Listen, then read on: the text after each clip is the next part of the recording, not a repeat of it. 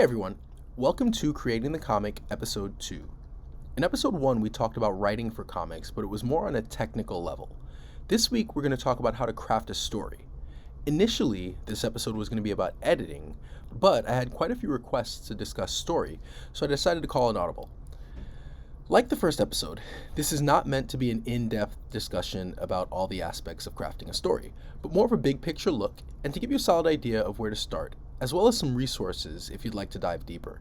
So this series is about me sharing things that I've learned on the road to releasing my first comic. So while I think the information is valuable for any new creator, so keep in mind that I'm not an expert, so take everything for what it's worth, and definitely look through some of the resources because I do have resources from experts in the field.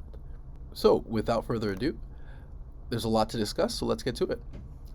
So the first thing to talk about is what makes comic story crafting different from other forms. We want to always keep in mind that the comic page is a static image, so we're limited by the page and by the fact that every panel is effectively a snapshot in time. And we're choosing which snapshots we think will work best to tell the story. So it's really important that there's something visually interesting about your story. Otherwise, why not just save your money and write a novel? Since we're limited to written descriptions, you want to think about ways that you can use visuals to tell your story. It could be used to accentuate a character trait or used to enhance some kind of a theme or idea. Whatever the case, the visuals really should drive the story. Staying on the visual track, comics are a perfect example or expression of the show, don't tell philosophy. In comics, there's limited room for exposition, so we want to use the visuals as much as we can to tell the story rather than relying heavily on exposition. Another important difference is dialogue. Every bit of dialogue takes space away from the images on the page, so with that in mind, you want to be clear and concise with your dialogue as much as possible. Every word should be carefully chosen and deliberate. This can be a bit of a challenge because you still want the dialogue to come across as natural, but you want to take care not to get too wordy. Another important difference is the pacing. Comic pacing tends to be much faster than other forms of storytelling. There isn't a lot of time to sit around, as we're limited with pages. And there's a lot more forward momentum and action, because going back to the idea of it being visually interesting, if it doesn't have that momentum, it could just get boring for a reader. So as I said before, there's a lot of action in comics, and this is because action is where we can make things dynamic and really visually interesting. This doesn't necessarily mean that we're getting huge fights all the time. It could be a dance, or it could be a sporting event, or even an interesting date. Whatever it is, we're trying to give the illusion and the feeling of movement despite being on a static page. And finally, comics rely heavily on timing. Because there's a finite amount of pages in an issue, or even in a graphic novel, the way that you sequence and organize your panels, your pacing, the use of page turns, they're all really important. So before you can actually write the story, there's a decent amount of prep work that should be done when it comes to writing a comic. George R. R. Martin mentions there being two kinds of writers, architects and gardeners. Architects tend to plan out every detail ahead of time, while gardeners will just dig a hole, plant a seed, and watch it grow. In my opinion, crafting stories for comics requires you to be more of an architect. Because of the nature of the medium, it can be very difficult to just wing it. So there are several steps I think should be taken ahead of time in order to write a proper story, especially for a beginner. In the prep stage, the first thing to figure out is what you're writing. Is it a one-shot graphic novel? Is it a 4-part miniseries? Are you writing an ongoing story? This is important because how you tell your story will vary quite a bit depending on which route you decide to go. A one-shot is self-contained, so no prior knowledge is necessary. This is a great way to tell a complete story, but it needs to hit hard, hit fast, and there's not a ton of room for exposition or setup. It should be a complete story with a beginning, middle, and end. An ongoing series can be great because you can take your time with revelations and be more careful about the story that you want to tell. The issue is that you want to give readers a reason to come back for future issues. So your stories, in this case, need momentum and enough intrigue to keep people coming back. Incorporating mysteries or cliffhangers are all great ways to keep things interesting. The next thing you want to think about is what I think of as the concept versus the story, and it's important to understand the difference and make sure that there's a clear delineation between them. The concept should be looked at as your overarching idea, theme, or frame of reference by which you're going to tell your story. A great example is the movie Free Guy, which is about an ordinary bank teller who realizes that he's an NPC or non-playable character in a video game. The story, though, is your narrative. It's the vehicle by which you explore that concept. And it's important that both are clear and defined, especially for comics. Oftentimes we find ourselves in a situation where we have a good concept in need of a story, or a good story that maybe needs a bit of a concept. The concept is kind of like the sizzle to the story's steak. It's often what's going to pique the interest, but without a good story, it will fall flat very quickly. The next thing to think about is your setting. Whether your entire story takes place in a single room or you're writing a galaxy-spanning space opera, it's important to start to think about where and when your story takes place and the aesthetic that you're going to look for. You want to start thinking about how things work in this world and how it's going to be visually represented. Another thing to think about are your themes. Are there any themes or messages that you want to convey or communicate through the story? If so, think about how you want that presented. It could be subtle or overt. There's a lot of room to incorporate symbolism and metaphors in a comic. So you want to start thinking about if and how you might visually represent these in your story. And kind of connected to this is that you want to think about the tone and the mood of the story. Is it serious? Is it funny? Are you relying on suspense or tension or some combination? We're not going to get into genres today, but whatever your genre, you want to research that and kind of think about ways to manage the tone to fit the genre that you're working for. And it's also important to broadly start to work out the beginning, middle, and end of your story. It's always a challenge to figure out where you want to start your story. I personally like starting right in the middle of action. I like just throwing the reader into the world and then slowly peeling back the layers as the story progresses. For me, it feels natural and gives it momentum right off the bat. That being said, there are tons of ways to start your story, so you want to pick whatever makes sense for you and whatever makes sense for your story. When you're sketching out the middle of the story, a big thing to think about is the action. Action is an important part of comics, and so you want to have an idea of where the big action scenes are and how you're going to incorporate them into your comic, keeping in mind that pace and flow are an essential part of storytelling. As for the ending, we want to know what the resolution is and tie up any loose ends. If it's a one-shot, we want something that will be impactful.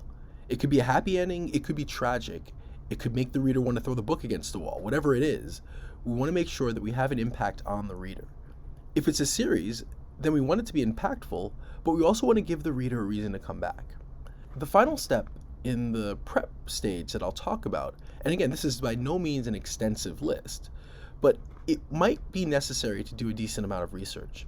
If you're writing a historical drama or sci-fi or about a specific city or place that you don't have complete knowledge of, I think it's important to research that topic or research that place or research that time. It'll help you write a more cohesive story, and it will frame you in the right place. If it's a Western, research the type of guns from that time. If you're writing a military drama, learn the jargon of that time. Whatever it is, a bit of research can only strengthen your story and may even give you some new ideas. So now that you've done your prep work, there's one more important step before really starting to write the story in earnest. We want to flesh out our characters. Make each one unique, layered, complex, and give them a voice. I think it's a really important step that you should take care not to skip. Personally, I think it's important to do this for every character, not just the lead characters. So the secondary and tertiary characters should get the same kind of work because it'll just end up strengthening your story. Even if they don't have a lot of, quote, screen time, I think writing for each character gives them a level of nuance that will help pay dividends later on in the story. For each character, I think the first step is to figure out what they look like visually. What makes that character visually unique and interesting? Think about characteristics that make them unique, and even better is working these characteristics into the story. Then think about, do they have any tics? What are their likes? What are their dislikes? Think about their personality, how they speak, or how they can be represented through visuals and dialogue.